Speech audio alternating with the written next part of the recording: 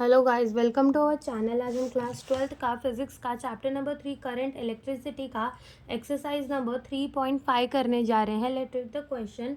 A silver wire has a resistance of 2.1 ohm at 27.5 degree Celsius and a resistance of 2.7 ohm at 100 degree Celsius. Determine the temperature coefficient of the resistivity of the material. यानी कि हमें क्या बोला है, यहाँ पे बोला है कि जब हमारा टेम्परेचर T1 था, कितना था वो 27.5 डिग्री सेल्सियस, तो हमारा रेजिस्टेंस R1 2.1 ओम था। और हमें क्या बोला है, जब अपना टेम्परेचर T2 था, कितना था T2 है हमारा यहाँ पर 100 डिग्री सेल्सियस, तो हमारा R2 कितना था, हमारा R2 था 2.7 ओम। हमसे क्या पूछा है, हमें पूछा है अल्फ़ा क्या है यहाँ पर, it is the temperature coefficient. हमसे ये इस क्वेश्चन में पूछा है। Now we know that R2 is equals to R1 plus alpha T2 minus T1 हो जाएगा। अब यहाँ से R2 इज इक्वल्स टू अंदर मल्टीप्लाई कर दो तो R1 plus R1 alpha T2 minus T1। फिर यहाँ से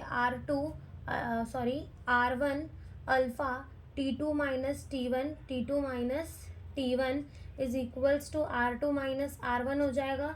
और alpha is equals to R2 minus R1 upon में R1 alpha T2 minus T1 हो जाएगा, बिल्कुल हो जाएगा। वैल्यू पुट कर देते हैं और हमें हमारा आंसर मिल जाएगा।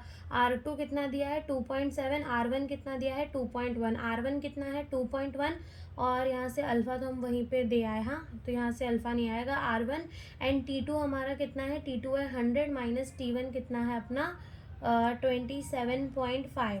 फिर यहाँ से जब अपन 2.7 को माइनस करेंगे 2.1 से, तो हमारा आंसर आएगा 0.6 और इनको माइनस करने के बाद जब मल्टीप्लाई करेंगे तो आंसर आ जाएगा 152.25 और इसको डिवाइड करने में जो हमारा आंसर आ जाएगा वो आएगा 0.0039 डिग्री सेल्सियस इनवर्स। तो यही हमसे पूछा था टेम्परेचर कोफिशिएंट जो हमारा आ गया, यही हमसे इस क्वेश्चन में पूछा था। Thank you for watching the video.